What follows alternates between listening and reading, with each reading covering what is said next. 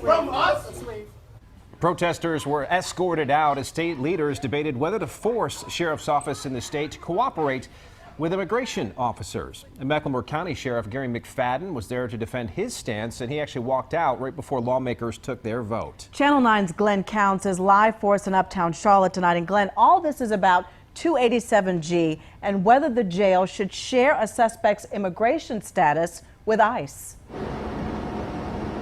Well, you're right about that, Eric. Obviously, this is the jail here behind me, and prior to Sheriff Gary McFadden taking office, anyone who would walk through these doors would have their immigration status questioned by deputies. McFadden changed all that on his very first day. Now the legislature is trying to force him to change back.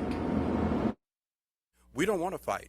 We just want to serve our community. But this immigration fight is in full swing between a group of newly elected sheriffs and the Republican-led legislature, which is trying to force them back into the 287G program or face removal. This bill is bad legislation. 3 sheriffs went to the Capitol to complain about House Bill 370. Gerald Baker, Wake County, Quentin Miller, Buncombe County, and local Sheriff Gary McFadden. The men left no doubt they believe there are some racial overtones to the legislature's play. Let me be clear. House Bill 370 has a clear agenda against the newly elected African American sheriffs to erode the powers of the sheriff's office. 287G requires deputies to determine the immigration status of everyone who is arrested.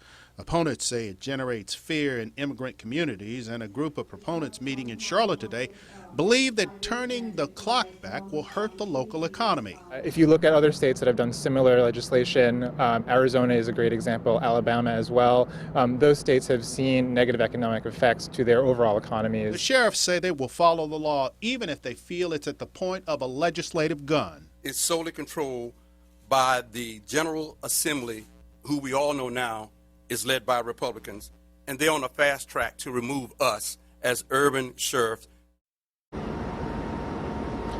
Now, that bill did pass a key Senate committee today. It was approved by the Senate Judiciary Committee, and its proponents basically call it common sense law enforcement, and they don't see it as an infringement on the authority of any sheriff in this state. Back to you. All right, our Glenn Counts reporting. And today we learned some more about the impact that immigrants have in Charlotte.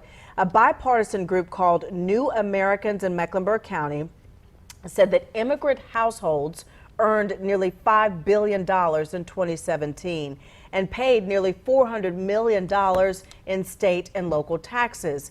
The group also shared other interesting facts, including, for instance, that there are more than 8,000 immigrant entrepreneurs in the county.